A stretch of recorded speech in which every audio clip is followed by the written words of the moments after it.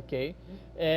Voltando a falar sobre o que eu falei lá no começo, a respeito dos 4 planetas do Sistema Solar, no interior dele serem rochosos e os 4 últimos serem gasosos. Isso porque na formação do Sistema Solar, os objetos que viria a formar os planetas que fossem um material menos denso, eles tenderiam a se afastar, né, a ser jogado para fora do, do Sol, né, a se afastar do centro ali do sistema, né, formando aquele disco de gás ali com objetos menos densos. E os objetos mais densos, mais pesados, tenderiam a cair ali, né, em direção ao Sol, né, se aproximando mais da estrela. Então você teria um disco aqui com esses objetos mais densos e um disco aqui com objetos menos densos. Então nessas zonas com objetos mais densos formaram-se os planetas rochosos, e nessas zonas aqui com objetos menos densos se formaram os planetas gasosos, ok? Aqui nós temos uma visão um pouquinho mais completa, né, do Sistema Solar. Aqui, como eu disse, né, os 4 planetas rochosos, aqui as luas, o cinturão de asteroide, e esse aqui no meio é um planeta anão chamado Ceres, ok? Nós iremos falar mais a respeito dele e dos outros planetas na aula própria para planetas anões. Temos aqui Júpiter com as 4 principais luas, Saturno, Urano e Netuno.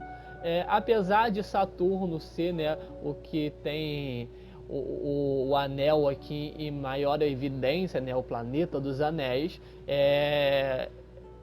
temos que lembrar que os 4 planetas gasosos aqui possuem anéis, tá bom? De Saturno aqui é o maior de todos, mas todos os outros possuem anéis também. Mas eu irei falar a respeito disso numa aula só sobre planetas, né? E aqui nós temos, a partir de Plutão, outros planetas anões, né? Então nós iremos falar sobre isso na próxima aula, aonde surgiu nessa subcategoria de planetas, né? Lembrando que Plutão foi demitido do cargo dele de planeta lá em 2006, e isso para formar essa nova categoria aqui que iremos falar. E aqui nós temos um cinturão chamado cinturão de Kuiper, ok? Diferente do cinturão de asteroide, que nós temos asteroides, né, em torno aqui, né, dividindo Marte e Júpiter, o cinturão de Kuiper nós temos cometas, ok? É um cinturão mais externo ao sistema solar. Isso daqui está muito distante do sistema solar, e nós chamamos todos esses objetos de Plutão para trás de objetos transnetunianos, né? Transnetunianos porque vem depois de Netuno. Então a gente considera ali o limite dos planetas Netuno. Todos os objetos que vêm depois dele se chama transnetunianos, ok? Aqui é uma imagem, né, mostrando para vocês aqui com um pouco mais de detalhe sobre o cinturão de asteroide. Realmente existe essa divisão, ó. Marte, vem o cinturão aqui com asteroides, e depois vem Júpiter, e aí segue, né, a parcela de planetas gasosos até chegar os planetas anões, né? Então existe, né, uma certa coerência, uma certa simetria no sistema solar, né? Existe um padrão ali que funciona muito bem desde a sua formação, lembrando que isso tudo aqui foi formado ao mesmo tempo ali, né? Tem o mesmo tempo ali.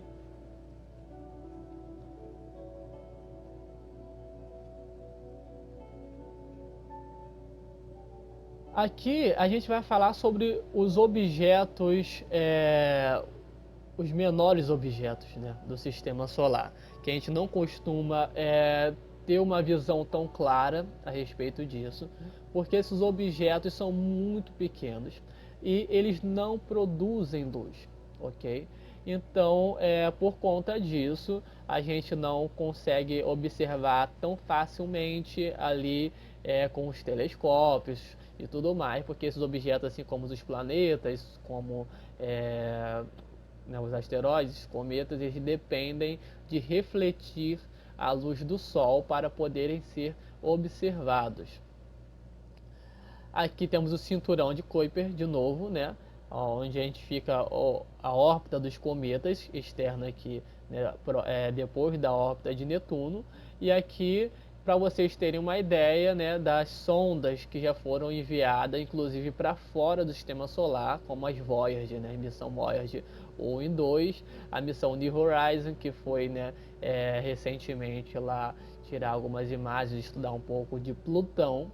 E essas sondas aqui, elas já estão no espaço interestelar, elas já saíram do nosso Sistema Solar, né, já não pertencem mais a gente. E o Sistema Solar, ele tem em seu extremo, né, vamos dizer assim, a última camada do Sistema Solar de objetos transnetunianos, e depois ainda do cinturão de Kuiper, é chamada nuvem de Oort, ok?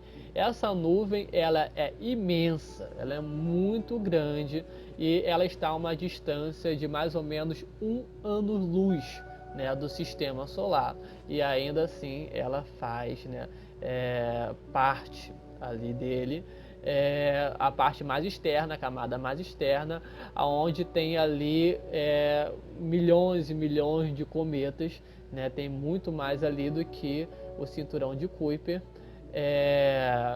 Então essa nuvem aqui, para vocês terem uma noção do tamanho dela, ela chega a 1/4 da distância até a próxima Centauri, né? Alpha Centauri, que é a estrela mais próxima do nosso Sistema Solar. Essa estrela, a Alpha Centauri, próxima ali à constelação Cruzeiro do Sul, está a uma distância de 4,5 anos-luz do nosso sistema. Isso significa que se nós viajássemos à velocidade da luz, isso é 300 mil quilômetros por segundo, então você viajaria 300 mil quilômetros em apenas 1 segundo, isso é a velocidade da luz, né? Você pisca o olho e a luz dá 7,5 voltas em torno da Terra, então essa é a velocidade limite, né, que não podemos alcançar, né, a velocidade limite no universo, né, onde é se permitido, né. Nós não podemos viajar a essa velocidade, primeiramente porque não é nenhuma questão de tecnologia, né? Porque nada que tenha massa, teoricamente, poderia viajar à velocidade da luz, né? Nós conseguimos hoje acelerar algumas partículas próximas à velocidade da luz, por exemplo, para colidi-las, né, para gerar ali um resultado dentro de grandes colisores, como o colisor de hadrons lá no LHC, né, no CERN.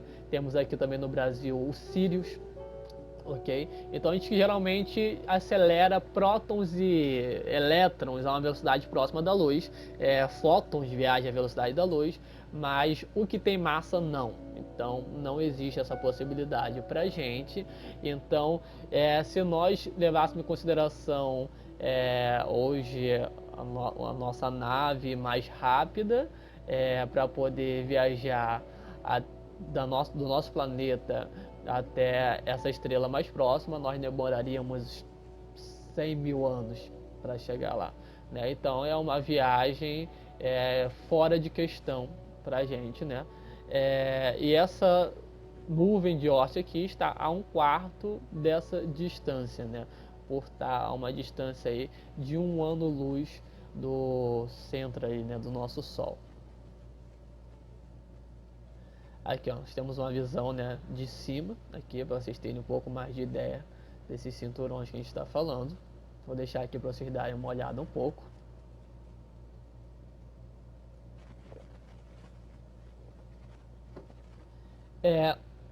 Uma unidade que nós temos que é bem importante na astronomia, e ela é derivada aqui da nossa visão do Sistema Solar, é chamada aqui, como vocês podem ver, de unidade astronômica, né? Nós temos algumas unidades, vou fazer aqui um parênteses para vocês entenderem, para poder medir distâncias, né? Aonde se tenha uma visão mais confortável para poder encaixar em determinadas situações, né? Então nós temos, por exemplo, os milímetros para medir, né, objetos bem pequenos, nós temos centímetros, nós temos o metro, nós temos quilômetros e nós, a partir daí, já na astronomia a gente usa anos-luz, unidades astronômicas e parsecs. Eu vou explicar um pouco melhor para vocês. Por exemplo, se eu digo que eu quero ir daqui até o centro da cidade, eu tenho 7 quilômetros, né? 7 quilômetros eu consigo entender bem, cabe confortavelmente essa medida ali para compreender a distância entre o lugar onde eu estou até o centro da cidade, que são 7 quilômetros. Ficaria legal, ou seria de fácil entendimento, se eu convertesse esses 7 quilômetros para centímetros. Então, eu estou daquele lugar onde eu moro até o centro da cidade em X centímetros de distância. Não faz o menor sentido, né? Vai ficar um número enorme, né? Onde a gente poderia resumir em apenas um algarismo e chamar de 7 quilômetros. Assim serve para o universo, né? Então a gente não mede a nossa distância até uma estrela em quilômetros, né? Nós conseguimos medir, por exemplo, daqui para o Sol em 150 milhões de quilômetros, ainda tá ok.